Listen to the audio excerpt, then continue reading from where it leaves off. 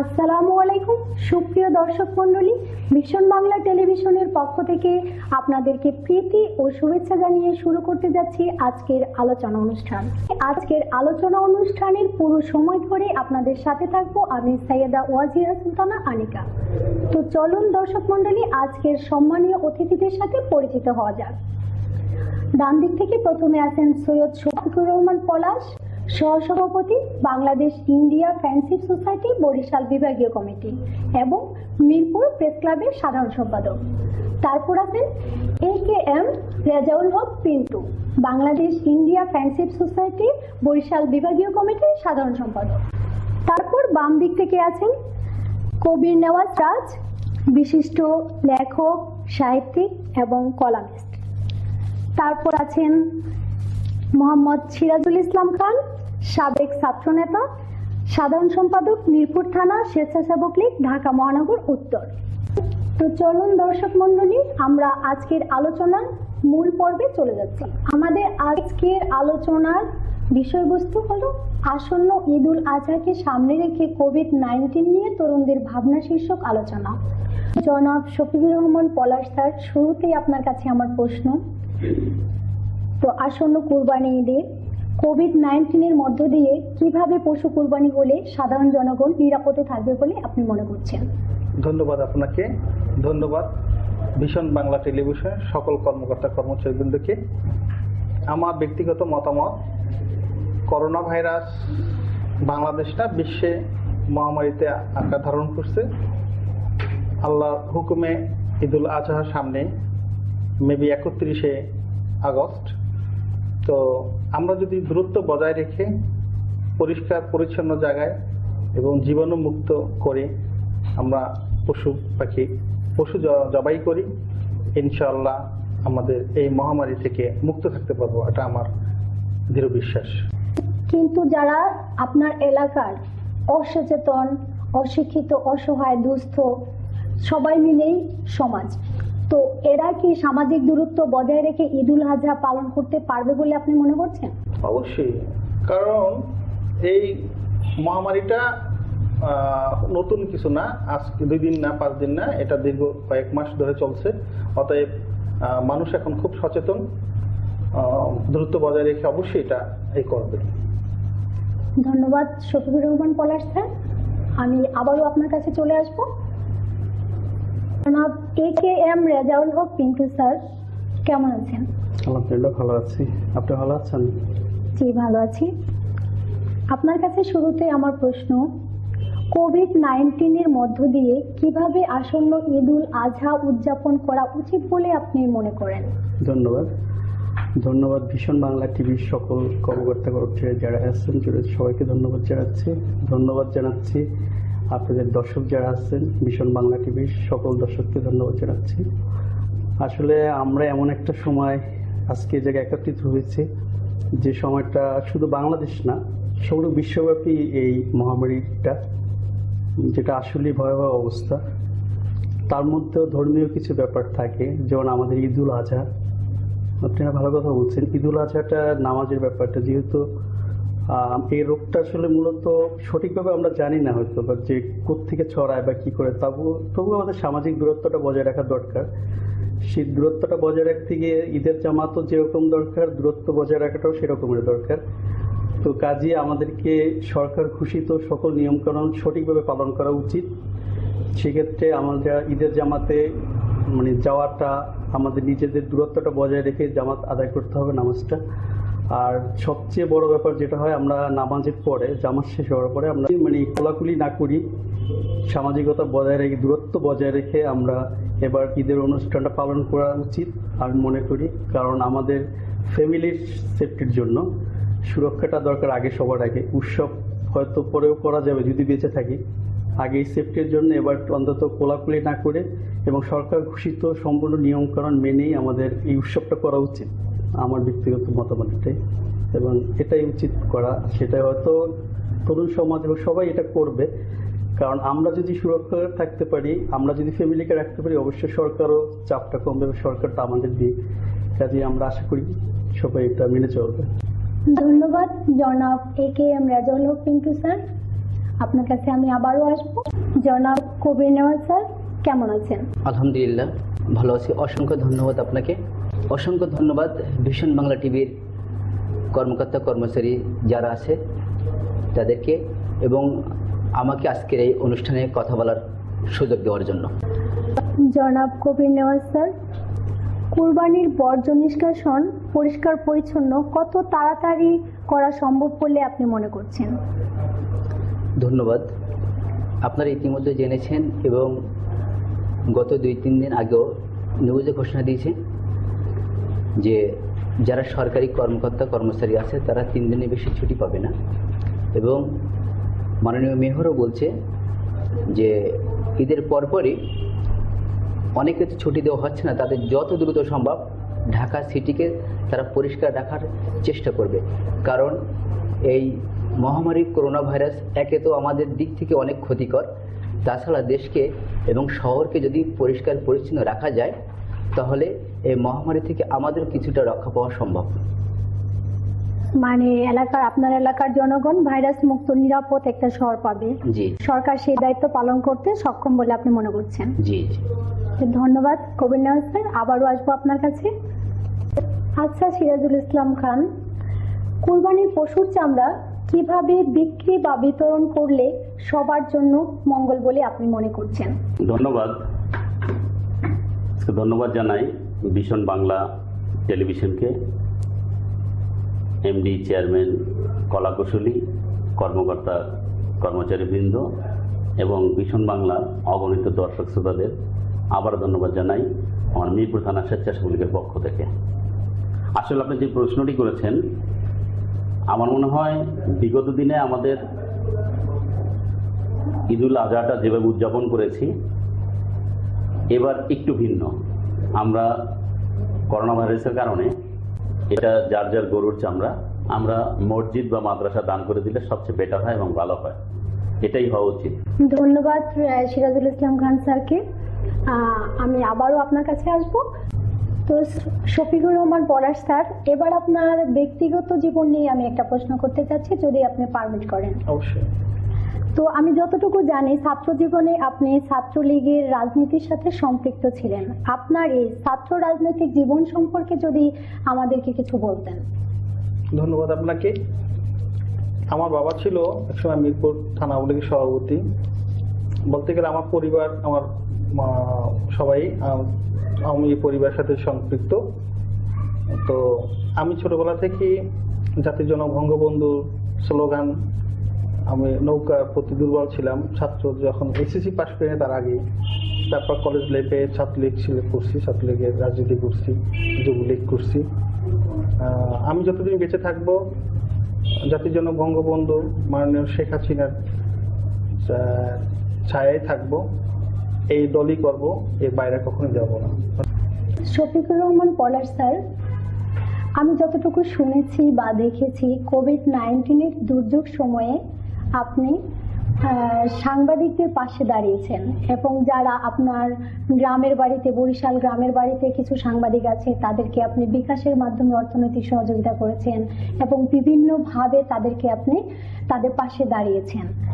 তো আমার প্রশ্ন হলো, আপনি এই যে পাশে দাঁড়িয়েছেন, তো আপনি কতটা স্বাচ্ছন্দ্য বোধ করতেছেন তাদের পাশে দাঁড়িয়ে, এবং ভবিষ্যতে আপনি করোনা মোকাবেলায় তাদের জন্য আর কি কি পদক্ষেপ গ্রহণ করবেন?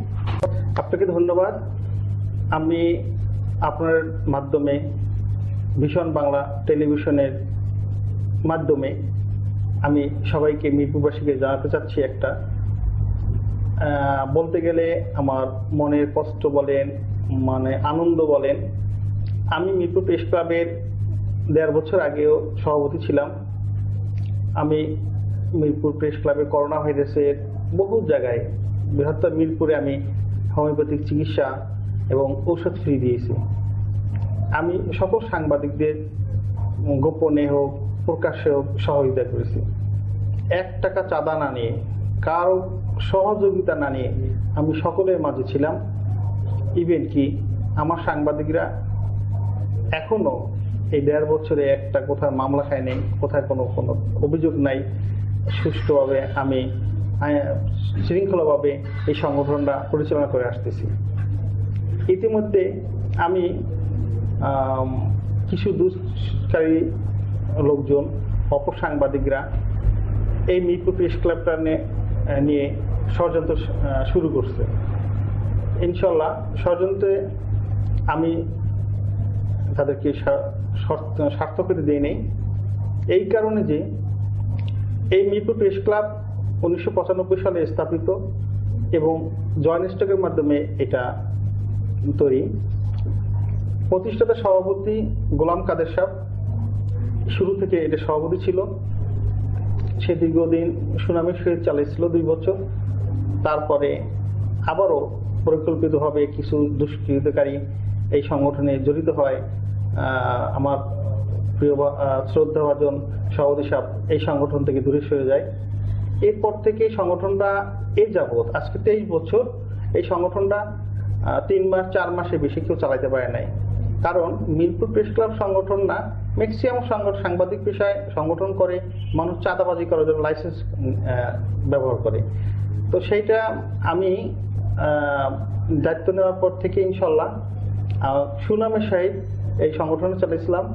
বাই দিস টাইম আমাদের সংগঠনটা আমি কদিন আগে দেখতে পেলাম এবং আমি জানতে পারলাম আমাদের প্রতিষ্ঠাতা সভাপতি এখনো জীবিত আছেন এবং তার খোঁজ পেয়েছি। খোঁজ পাওয়ার পরে আমি চিন্তা করলাম যে আমি কেন রেজিস্ট্রেশন ব্যবহার করি, আমি কেন এটা অবৈধভাবে করব। আমি তাকে সভাপতি সাহেবকে খুঁজে বের করছি।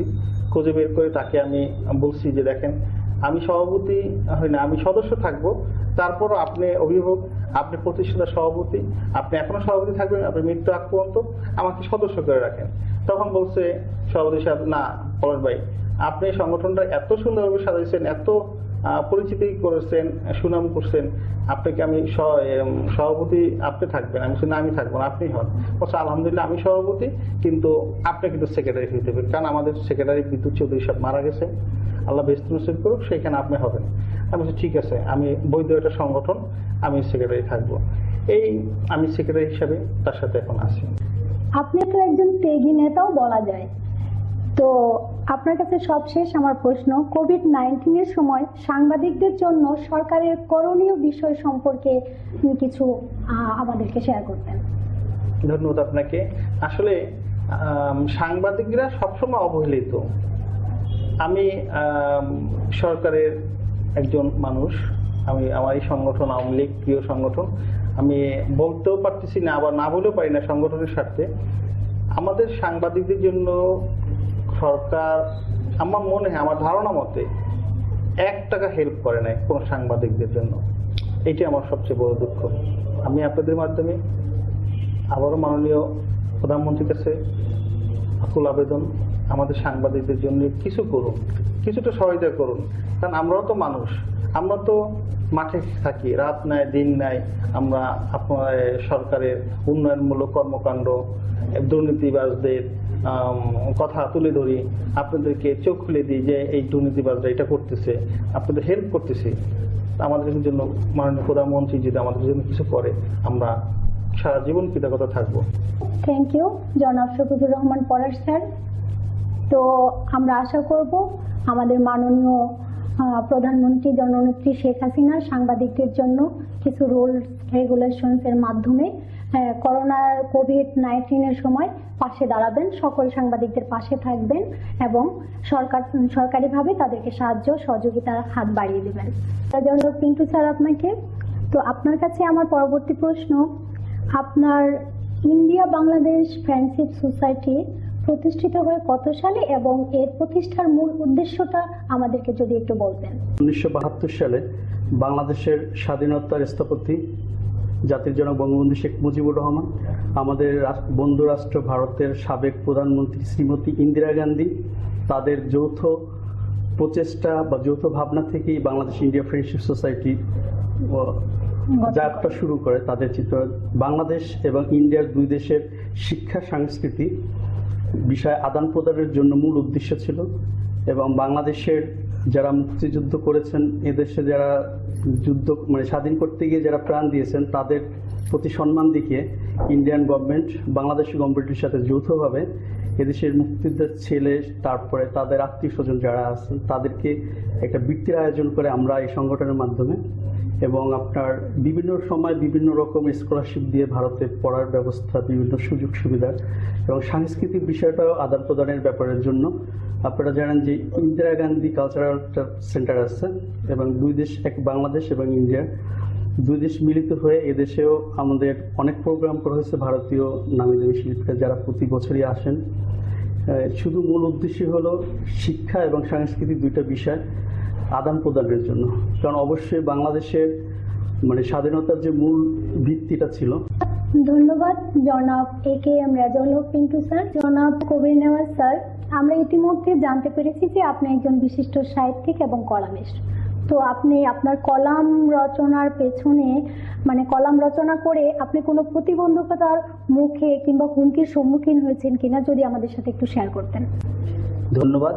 আসলে আমি যে কলামগুলো লিখি বর্তমান প্রেক্ষাপট নিয়ে লেখার চেষ্টা করি, এবং হ্যাঁ, অনেক হুমকি, এগুলো আমাদের হুমকি স্বীকারোক্তি হতে হয়, কারণ যখন সঠিকটা আমরা লেখার চেষ্টা করি তখন তো যারা বিশেষ করে অসৎ তাদের তো একটু সেন্টিমেন্টাল লাগবে, তখন তো তারা চেষ্টা করে আমাদেরকে থামানোর জন্য, কিন্তু যারা কলম সৈনিক তাদের কলম কোনোদিন অস্ত্রের ভয়ে থামে না। ধন্যবাদ কবির নেওয়াজ স্যার সুন্দর কথা বলার জন্য। রাজুল ইসলাম খান স্যার, আপনার কাছে আমার পরবর্তী প্রশ্ন যে কোভিড-19 প্রতিরোধে আপনি এবং আপনার এলাকার সাধারণ জনগণের জন্য আপনি কতটুকু নেতা হিসেবে দায়িত্ব পালন করেছেন এবং আর ভবিষ্যতে কিভাবে এই দায়িত্বটা পালন করতে থাকবেন? ধন্যবাদ। আসলে জননেত্রী শেখ হাসিনার নির্দেশে যখনই বাংলাদেশে কোনো দুর্যোগ হয়, দুর্বিপাক হয়, তখনই আমাদের কাজ করার ভাগ্যে কাজ করার জায়গা হয়। আমরা বিগত দিনে প্রচুর কাজ করেছি। আমরা বস্তির মধ্যে ত্রাণ বিতরণ করেছি। আমাদের সহযোদ্ধা সহকর্মী যারা একটু খারাপ অবস্থায় আছে তাদের মধ্যে আমরা ত্রাণ বিতরণ করেছি। ইনশাল্লাহ আগামীতে কোরবানির সময় আমরা যাতে ব্লিচিং পাউডার সহ স্বাস্থ্য সুরক্ষা সামগ্রী যা লাগে, বিশেষ করে আমি মিরপুর থানার স্বেচ্ছাসেবক লীগের একজন কর্মী হিসেবে, বিশেষ করে আমার 7 নং ওয়ার্ডে আমি স্বাস্থ্য সুরক্ষার সব কিছুর ব্যবস্থা করবো ইনশাল্লাহ। ধন্যবাদ সিরাজুল ইসলাম খান স্যার, আপনি সুন্দর একটা পদক্ষেপ নিয়েছেন আপনার এলাকা সুরক্ষিত করার জন্য। কিন্তু আমি যতটুকু জানি আপনার এলাকায় করোনা আক্রান্ত সংখ্যা সবচেয়ে বেশি। এখন বর্তমানে সেই আক্রান্তের সংখ্যাটা একদম জিরোতে নিয়ে আসা সম্ভব কিনা?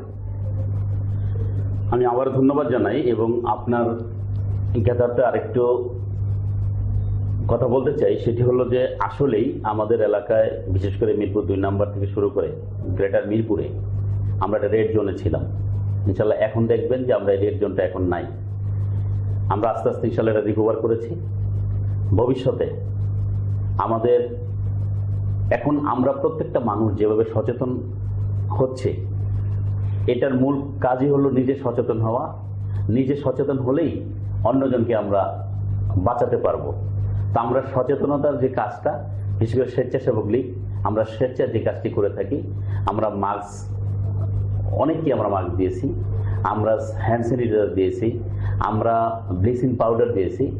আশা করব, এবং যারা হোম কোয়ারেন্টাইনে ছিল, বিশেষ করে আমাদের যারা মিরপুরে হোম কোয়ারেন্টাইনে ছিল, তাদের জন্য আমাদের মাননীয় এমপি মহোদয় একটি আপনার হলো কল সেন্টার খুলেছিল, হেল্পলাইন করেছিল।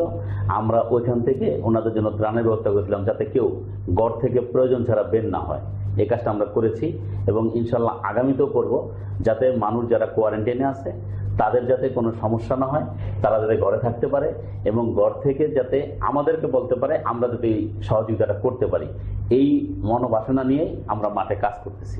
আমার জানা মতে আপনি একজন সাবেক তুখুর ছাত্রনেতা এবং বাংলাদেশ আওয়ামী স্বেচ্ছাসেবক লীগের সাধারণ সম্পাদক, মিরপুর থানা শাখা।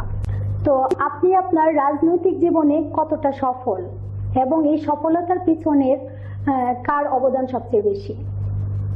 আসলে রাজনীতিতে কতটা সফল এবং সফলতা ব্যর্থতা এটার মাপকাঠি হলো আমার যারা কর্মী আছে, আমার সহযোদ্ধা আছে, আমার এলাকার জনগণ যারা আছে, এরা এটা বিচার করবে। আমার রাজনীতিতে আসা আমার পারিবারিকভাবে ঐতিহ্যভাবে আমরা আওয়ামী লীগের পরিবার, আওয়ামী পরিবার ওই হিসাবে আমার রাজনীতিতে আসা, ছাত্রলীগ, তারপরে শেখ রাসেল জাতীয় শিশু পরিষদ, তারপরে স্বেচ্ছাসেবক লীগ, আজকে এ পর্যায়ে আসছি। এখানে আমি বঙ্গবন্ধুর আদর্শকে ধারণ করে, বঙ্গবন্ধুর আদর্শকে লালন করে জননেত্রী শেখ হাসিনার প্রত্যেকটি কর্মকাণ্ডে নিজেকে সম্পৃক্ত করেই আজকে আমি মিরপুর থানা স্বেচ্ছাসেবক লীগের সুসংগঠিত করেছি। আর আমার যেই নেতাকে দেখে পেরে ওঠা, যেই নেতা আমার আসলেই আমার জীবনের রাজনীতিটা পরিচ্ছন্ন রাজনীতির দিকে নিয়ে গেছে, সেই নেতা আমি শ্রদ্ধার সাথে তাকে সালাম জানাই। সে আমার প্রিয় নেতা, সাবেক মহানগর উত্তরের সভাপতি ছিল আলহাজ মোহাম্মদ মুবাশশির চৌধুরী। তার হাত ধরে আজকে আমি আল্লাহর রহমতে রাজনীতিতে একটা ভালো শক্ত অবস্থানে আছি। কবির নেওয়াজ স্যার, আপনার কাছে আমার সর্বশেষ প্রশ্ন, আপনার ভবিষ্যৎ পরিকল্পনা কি? ধন্যবাদ। আমি একজন কলম সৈনিক হিসেবে বলতে চাই যে কলামিস্ট হিসেবে যে দেশের উন্নয়ন কর্মকাণ্ড নিয়ে আমি এবং বর্তমান প্রেক্ষাপট নিয়ে আমি কলম লিখে থাকি, এবং যারা অনেকে অন্যায়ভাবে আরেকজনকে হয়রানি করে, এগুলো আমার কলমের মাধ্যমে এগুলো আমি প্রকাশ করে থাকি। এবং যারা আছে অনেক অসহায়, তারা কোনো আইনি সহায়তা পায় না, আমি চাই যারা অসহায় আছে তাদেরকে আইনি সহায়তার জন্য আমি একটি ফ্রি অ্যাডভাইজার ল ফার্ম করতে চাই, যাতে সবাই যেন আইনি সহায়তা পায় আমার মাধ্যমে। ধন্যবাদ কবির নেওয়াজ স্যার। জনাব সিরাজুল ইসলাম খান স্যার, আপনার কাছে আমার সর্বশেষ প্রশ্ন, অসহায়, দুস্থ, গরিব এবং বস্তিবাসীদের জন্য বিত্তবানদের কি কি করণীয় বলে আপনি মনে করেন, এবং এই কোভিড সুরক্ষার জন্য, প্রতিরোধের জন্য তারা কি, আপনার এলাকার যে লিডার আছে তারা কি তাদের পাশে দাঁড়িয়েছেন? ধন্যবাদ। আমি একটু আগেও এই কথাগুলো বলে গেছি যে বিশেষ করে আমার মিরপুরে আমরা অনেক কাজ করতেছি। আমরা করোনা ভাইরাস থেকে রক্ষা পাওয়ার জন্য আমরা স্বাস্থ্য সুরক্ষার যত ব্যবস্থা আছে আমরা বিগত দিনও করেছি। আর বিশেষ করে যেহেতু আমি এমন একটি সংগঠন করি, আমার প্রাণের সংগঠনটি হলো বাংলাদেশ আওয়ামী স্বেচ্ছাসেবক লীগ। আমরা স্বেচ্ছায় সেবাদান করি। ওই হিসেবে আগামী দিনে আমার স্বপ্ন, আমি আমার এলাকায় শতভাগ করোনা মুক্ত এলাকা হিসেবে কাজ করে যাব ইনশাল্লাহ। ধন্যবাদ সিরাজুল ইসলাম খান স্যার। আপনাকেও ধন্যবাদ এবং ভিশন বাংলা টেলিভিশনকেও ধন্যবাদ। সুপ্রিয় দর্শক মন্ডলী, আমরা আজকের আলোচনা অনুষ্ঠানে প্রায় শেষ প্রান্তে পৌঁছে গেছি। তো এবারে আমি আবার চলে আসব সৈয়দ শফিকুর রহমান পলাশ স্যার। তো আপনার কাছে আমার সর্বশেষ প্রশ্ন যেটি, আপনি আপনার ব্যক্তি জীবনে কতটা সফল এবং এত কাজের ফাঁকে আপনি কিভাবে আপনার পরিবার মেনটেন করেন, তাতে কোনো প্রবলেম হয় কিনা সেটা কিভাবে প্রতিরোধ করেন? ধন্যবাদ আপনাকে। আসলে আমি প্রতিটা কাজে খুব উৎসাহ মনে করি। আমি কারোর সিদ্ধান্ত ছাড়া আর নিজের মনের সিদ্ধান্ত, নিজের মনের চিন্তাধারায় আমি সব কাজ আগাই। আমি এখন পর্যন্ত কোনো কাজে ব্যর্থ হইনি। তবে একটা জিনিস, আমার প্রতিটা কাজ খুব সহজে হয় না, খুব কষ্ট করতে হয়। তবে আমি সার্থক প্রতিটা কাজে, এবং আমার পরিবারকে আমি যথেষ্ট সময় দিই। আমি সকালে থেকে রাত্র, সকালে যখন আমি বের হই, আবার রাত্রে যখন আমি 10টার ভিতরে মানে ঘুমিয়ে পড়ি, এরকম অবস্থা। আবার সকাল থেকে শুরু করি, হ্যাপি আমি ফ্যামিলির দিক থেকে। ধন্যবাদ পলাশ স্যার, আমাদের অনুষ্ঠানে আসার জন্য অসংখ্য ধন্যবাদ। আপনাকে অসংখ্য ধন্যবাদ। ভীষণ বাংলা টেলিভিশনে সকলের প্রতি আমার অজস্র শ্রদ্ধা ও ভালোবাসা। থ্যাংক ইউ সবাইকে। তো জনাব AKM রেজাউল হক পিন্টু স্যার, আপনার কাছে আমার সর্বশেষ প্রশ্ন, আপনি ব্যক্তি জীবন, পারিবারিক জীবন এবং রাজনৈতিক জীবনে কতটা সফল? ধন্যবাদ আপনি।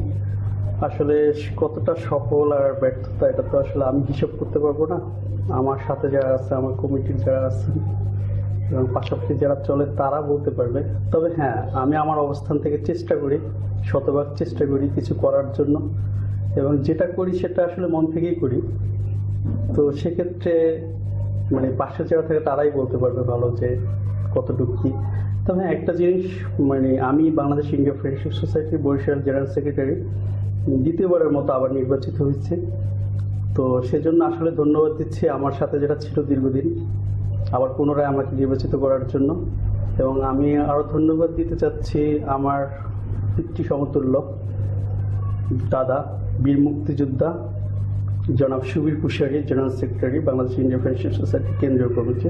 দাদাকে সত্যি আসলে উনি আমাকে এতটাই স্বাধীনতা দিয়েছেন যে আমার সংগঠনে যারা আছে সবাই আমার থেকে অনেক সিনিয়র, তো তাদের সাথে কাজ করা স্বাভাবিক অনেকটা ব্যাপার থাকে।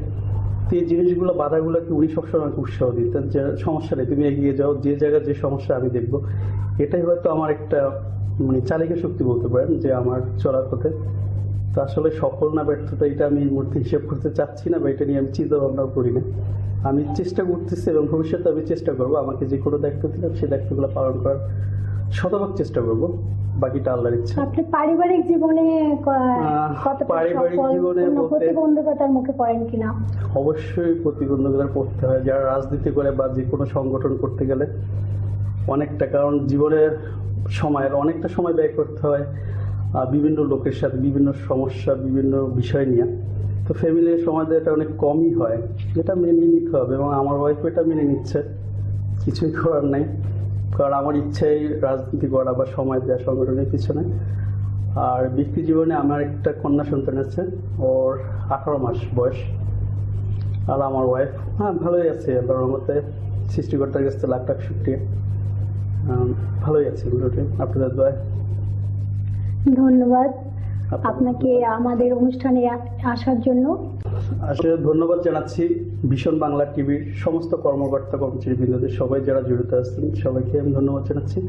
এবং বিশেষ করে ধন্যবাদ জানাচ্ছি আজকে যারা দর্শক দেখছেন সবাইকে, আমি আমার মন থেকে, আমার অন্তরের অন্তরস্থল থেকে তাদেরকে ধন্যবাদ জানাচ্ছি। এবং ভীষণ বাংলা টিভির অগ্রগতি এবং সুন্দর পথ চলা কামনা করছি। Thank you. ধন্যবাদ AKM রেজাউল হক পিন্টু স্যার আপনাকে আমাদের আলোচনা অনুষ্ঠানে অংশগ্রহণ করার জন্য। সুপ্রিয় দর্শক মণ্ডলী, আমরা আজকের আলোচনা অনুষ্ঠানের প্রায় শেষ প্রান্তে পৌঁছে গেছি। শেষ করব আজকের আলোচনা অনুষ্ঠান।